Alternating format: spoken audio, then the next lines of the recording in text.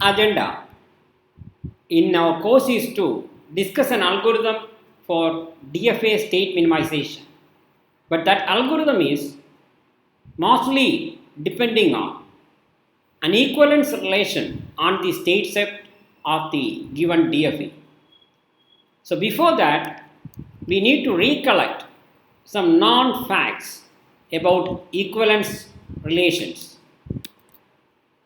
So before equivalence relation, we need to start with what are relations. Just recollect what you learned about relations.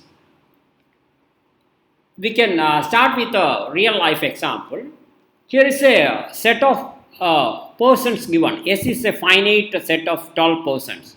Romeo, Bill Gates, William, Melinda, Harry, Juliet, Ginny, Kate Middleton, Anthony, Bill Clinton, Cleopatra, and Hillary. These are either famous people or famous characters. So given this set, suppose we represent this set using this rectangle. This is a pictorial representation of this set of 12 people given. And we are going to define a binary relation on this set. I hope all of you guessed the relation that we are going to discuss. So a binary relation is basically an association between pairs of elements of a given set. For example, consider the spouse relation. Here the spouse relation tells you that Romeo and Juliet are spouses. Similarly, Bill Gates and Melinda, William and Kate Middleton, Harry and Ginny, Bill Clinton and Hillary, Anthony and Cleopatra. All the famous couples. So here is an example of a relation that is given a set. A relation on that set is an association between pair of elements. It's a nice example to remember. And mathematically, this relation now shown using the directed edges. So this is actually two directed edges. Bill Gates to Melinda and Melinda to Bill Gates. And this can be represented by a set of pairs. The spouse is a relation defined as this set of pairs. Okay, so this open brackets Romeo Juliet means both Romeo Juliet and Juliet Romeo. So consider that I am representing both the pairs using a single pair. Okay, both are there. So this is how mathematically you will write it. And with this, let us move on to the next example, which is a mathematical example. So given a set of four natural numbers 1, 2, 3, 4, we need to define the binary relation which is less than. That is, an element A is less than B. That is the relation. So here are the elements. You know that 1 is less than 2. Also 1 is less than 3. So that pair is there. 3 is not less than 1. That is why the other direction is not there in the arrow. And 1 is less than 4. And you have more pairs. 2 is less than 3. 2 is also less than 4. And 3 is less than 4. These are the pairs. And mathematically you can write it as this. And in the previous example, remember that two elements like Romeo Juliet means both Romeo Juliet and Juliet Romeo. And for simplicity, I have not shown it explicitly in the writing, but I should show it.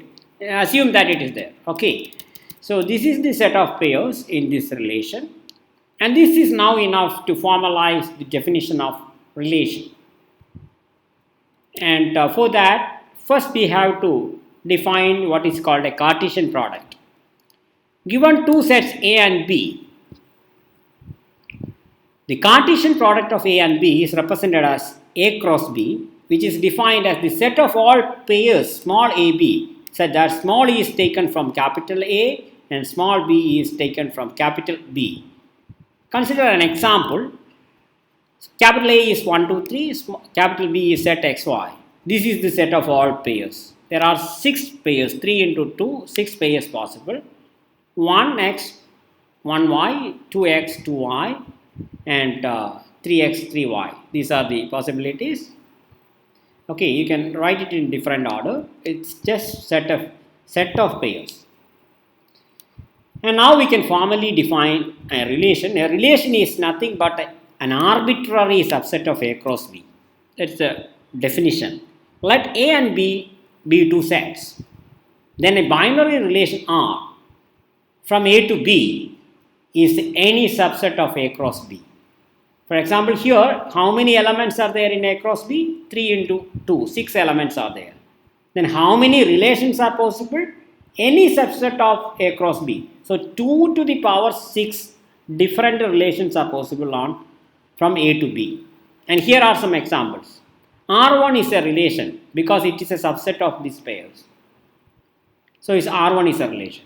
R2 is another example because 3x is a subset of this set of pairs. And R3 is another example. Null set. Why is it a relation? Because by definition, any subset of A cross B is a relation. And null set is a subset of any set. So null set is again a relation. Not that A cross B itself is a subset of this set. And that is again a relation. And that relation is known as the complete relation. That is a set of all pairs is also a relation, which is known as the complete relation. Every pair is there. And that is a special kind of relation. That is a full relation or complete relation. And this is also a special kind, which is the empty relation. No pair is there. Here all pairs are there, complete relation or full relation. No pairs are there, that is the empty relation. So we have defined relation. A binary relation is an association between pairs of elements on a given set. And from now onwards, we will consider both A and B as same set. So we will be discussing relations from A to A. And we are going to see different kinds of relations. First one, reflexive relations. Here is an example given. So set 1, 2, 3, 4 is what is given as A, and example relation is less than or equal to. If you find the less than or equal to relation, you will get all these pairs. And this is an example reflexive relation because for all elements in this set, the element is related to itself. Here 1 is related to 1, 2 is related to 2, 3 is related to 3, and 4 is related to 4. Because 1 is less than or equal to 1, 2 is less than or equal to 2, etc. And such a relation is called a reflexive relation. That is, for all elements small a, if A is related to A, then the given relation is said to be a reflexive relation. That any element must be related to itself. Then it is a reflexive relation. Examples. Is this a reflexive relation? Is this a reflexive relation? Can you find whether it is reflexive or not on the given set 1, 2, 3, 4?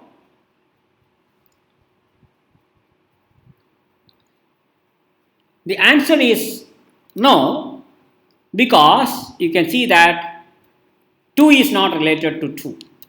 Because 2 is there, 2 you cannot find in this set. And because of that, it is not a reflexive relation. Another example. Is this a reflexive relation? It is, because 1, 1 is there, 2, 2 is there, 3, 3 is there. If these 3 are there, then the relation is reflexive. And also 4, 4, also 4, 4. If all the pairs I is there for all I, then it is a reflexive relation. It doesn't matter what other pairs are there. If for all I is there, then it is a reflexive relation. Okay, I hope it is clear. Let us proceed to the next type that we need, which is symmetric. Start with an example. The same spouse relation, the real life example, is an example of a symmetric relation. A symmetric means if Romeo is related to Juliet, then Juliet must be related to Romeo. And that is true for a spouse relation. If A is married to B, then B must be married to A. Suppose there exists such a social norm that if A gets married to B, then B must be married to A. Assuming that social norm, this is a symmetric relation. Mathematically, a relation R from A to A is said to be symmetric if whenever A is related to B, B is related to A. So AB is there means BA is also there. That is the definition. Examples. Other examples, less than or equal to on natural numbers. Is that a symmetric relation? What is your answer?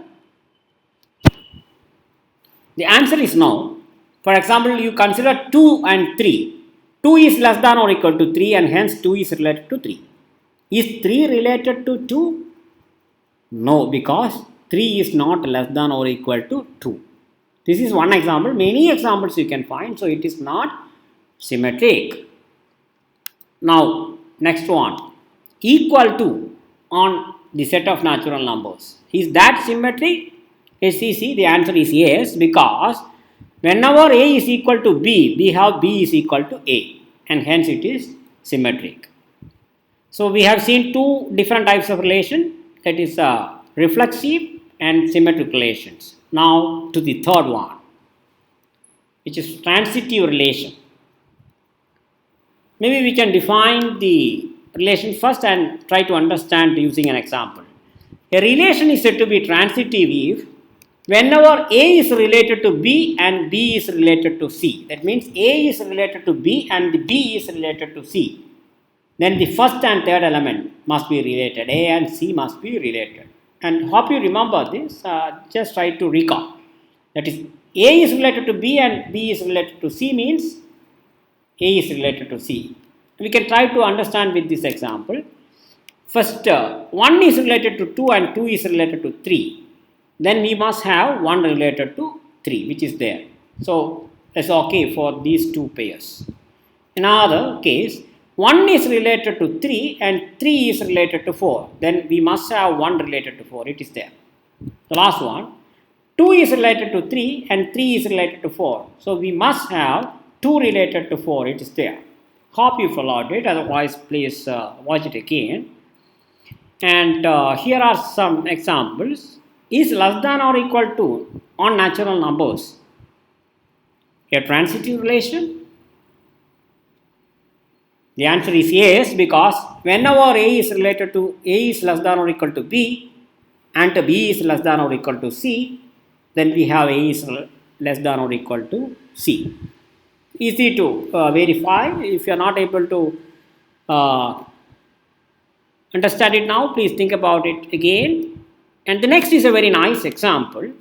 Is not equal to on natural numbers a transitive relation? So, what is your answer? Not equal to transitive relation? The answer is no. Because I am giving you a counter example. In fact, you can find many. You know that 2 is not equal to 3 and hence 2, 3 is an element of not equal to relation. And 3 is not equal to 2 and hence 3, 2 is again an element of not equal to relation. Then by definition, you must have 2, 2 in the relation. But you cannot have because 2 is equal to 2. So simple example, maybe if you are not able to follow, see it again. Anyway, it's not a transitive relation. The last example here, equal to on natural numbers, which is again a transitive relation. It's easy to verify. So far we have seen 3 different kinds of binary relations, and they are reflexive, symmetric and transitive. And these 3 are enough to define equivalence relations. That is what we wanted to define. Let us proceed and define it. Equivalence relation. We can define it first and then see examples. A relation from A to A is said to be reflexive if it is equivalence if it is reflexive, symmetric and transitive. That is, an equivalence relation satisfies all these 3 conditions: reflexivity, symmetry and transitivity. We can have examples. Given a set 1, 2, 3, is R1 an equivalence relation? You have to verify that it is reflexive, symmetric and transitive. Can you see whether it is equivalence or not?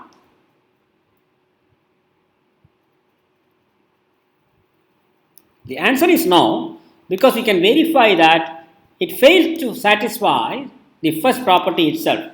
It's not reflexive because you can see that 2, 2 is not an element of this relation. You cannot find 2, 2. So reflexivity is not satisfied, hence not an equivalence relation. Now other example. Can you check whether it is an equivalence relation or not? It's reflexive because 1, 1, 2, 2 and 3, 3 is there. But you will verify that it is not because it fails to satisfy the second property. Why is it? Here is an example. 1, 3 is there. Then by definition 3, 1 must be there, but 3, 1 is not there. Hence it's not. And R3, is it an equivalence relation? You can verify that it is. In fact, this is the complete relation because only 9 pairs are there, all the 9 pairs are there.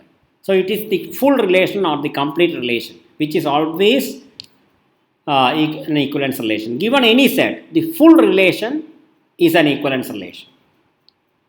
Last one. It's a simple relation. Is it an equivalence relation?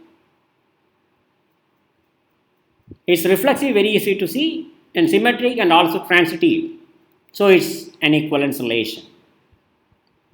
Maybe we can look at a real life example because we need to discuss a very nice property about equivalence relation. And before that, let us look at a real life example. Here given a set of students in the computer science department. Just read all the names: Nimisha S. Nair, Imitiaz Hussain, Abhijit K.S., this should be some other name. Sorry for the mistake. Abhishek S. Yeah, Abhijit K.S. and Abhishek S. Soki. Adira K.S., Rajesh O.R., Abhishek Manoharan, Gogul K., Paurnami Pradeep, Devika M.S., Fasna Harris, and Akhila Krishnan K. So 12 students in our department. And let us look at this relation. What is this relation?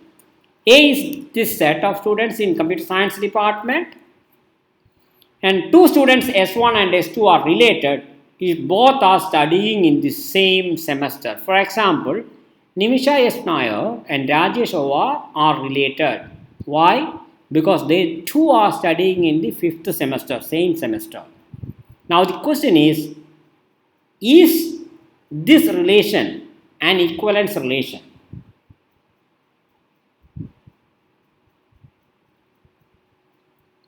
The answer is yes. You can verify it. First look at the reflexivity property. You can see that if you take, for example, Rajesh OR is related to Rajesh OR because both Rajesh OR and Rajesh OR are studying in the 5th semester. That is true for any student. A single student cannot study in 2 different semesters. So it is reflexive. Easy to verify. Is it symmetric? Yes.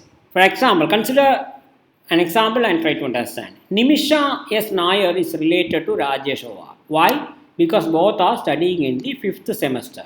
Now, because both are studying in the 5th semester, Rajesh OR is also related to Nishma S. Nair. So you can say that whenever SI and SJ are in the same semester, SJ and SI are in the other direction also in the same semester. So that is satisfied. Transitivity. Again, consider an example and try to understand. You know that suppose that Nimisha S. Nair is related to Rajesh OR and Rajesh OR is related to Fasna Harris. Why? Because these two are in the same semester, then only they can be related by definition. If these two are related means they are studying in the same semester. What is it? What semester it is? Which semester it is? S5. Now this means that Rajesh OR and Fasna Harris are also in the same semester. Then it must be S5. So Fasna Harris and Nishma S. Nair are in S5 and hence they are also related. Not difficult to verify. You can do it offline if you want. So this is an equivalence relation. And now we can discuss a very nice property about equivalence relation, which is equivalence class. So what I am going to do is I am going to collect all the students related to Nimisha S. Nair, and this is it. So this notation means all students related to Nimisha S. Nair. We know that Nimisha S. Nair is related to Nimisha S. Not that I am not showing the self loops and transitive edges. You know that it is an equivalence relation. So whenever you have this edge and this edge, there must be another edge going from Nimisha S. Nair to Fresner Harris. It is there, but for simplicity, I am not drawing it. So assume that it is there. I am not explicitly showing the transitive edges and the self loops. These are all there.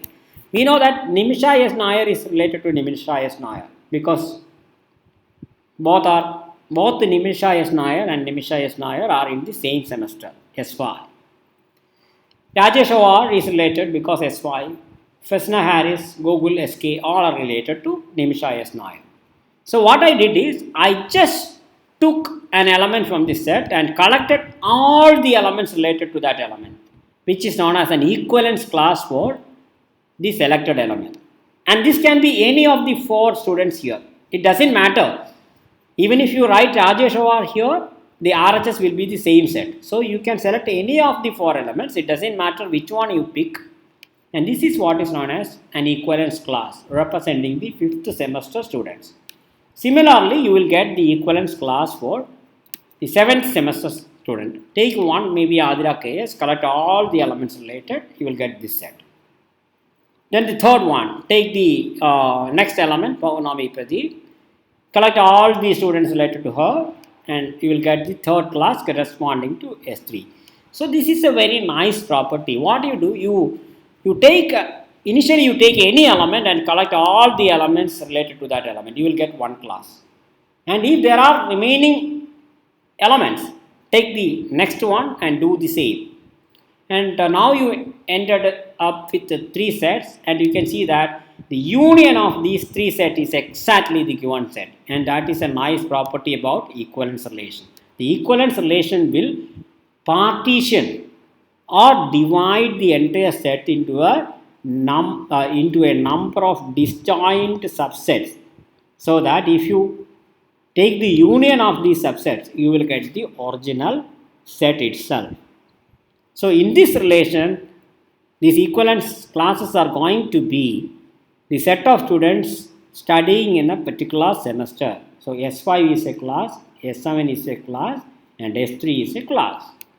With this example, let us formalize the definition of equivalence class induced by an equivalence relation. Given an equivalence relation R on a set A, then R partition A into a number of disjoint subsets. The number can be finite or infinite, okay? Such that if you take the union of all equivalence classes, for example here the union of these 3, you will get the original set itself. This is how you will write it mathematically. So what is AI? AI is an arbitrary element of the given set. And what is the equivalence class? What is the equivalence class of AI? It is the set of all elements X such that X is related to AI. AI will also come here because it is reflexive. AI is related to AI. So that is the definition. I hope you followed, otherwise watch it again. So this is a very nice property which we need for defining our algorithm. And with this, let us move on to the last slide where I am giving you a homework exercise. Let Z be the set of integers and R be a relation defined as follows. 2 elements A and B are related if and only if their difference is divisible by 3. A minus B is divisible by 3. If A minus B is divisible by 3, then B minus A is also divisible by 3. Symmetric, easy to see. Anyway, your exercise is to prove that R is an equivalence relation and also find the equivalence classes induced by R. How will you find it? you select any element and collect all the elements related to it, you will get one class. In some case, you will collect all the elements into a single class, that is fine. And if there are elements remaining, then select the next element and complete the second class. Likewise, you can proceed and find all the equivalence classes. For some equivalence relations, there may be infinitely many equivalence classes, but that is fine. Here you find how many equivalence classes are there and also observe what is the property of each equivalence class. Okay, so today we have seen equivalence relations and equivalence classes induced by the equivalence relation. And in the next class, we are going to use it to define an equivalence relation on the state set of a DFA, and later we will use such a relation to define the state minimization algorithm for DFAs. Thank you.